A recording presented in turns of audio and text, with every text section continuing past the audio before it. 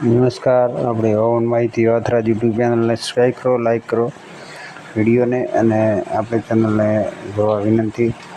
આજે 30 તારીખ છે. આપણા વિસ્તારમાં હળવાથી લઈને મધ્યમ ભારે ઝાપટા ચાલુ છે અને અત્યારે પણ સાંજના સમયે પણ વરસાદ આપણા વિસ્તારમાં ચાલુ છે અને આવતીકાલ સુધી આપણા વિસ્તારમાં આવો હળવા ઝાપટા, મધ્યમ ઝાપટા, ભારે ઝાપટા ચાલુ રહ્યું છે અને 2-3 દિવસ પછી હવામાન સૂકું રહેશે અને 3 તારીખથી ફરી વરસાદનો નવો રાઉન્ડ આવવાની શક્યતા છે.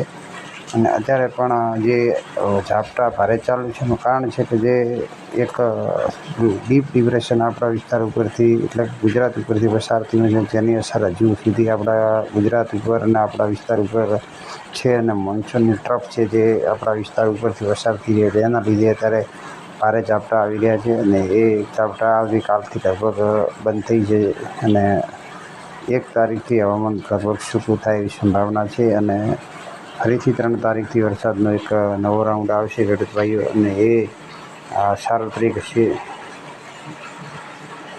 અને પછી જે વરસાદ થવાનો છે એ પણ ભારે વરસાદ થાય એવી શક્યતા છે અને એ સિસ્ટમ પણ દક્ષિણ રાજસ્થાન અને આપણા વિસ્તાર ઉપરથી પસાર થાય એવી શક્યતા છે ખેડૂત ભાઈઓ.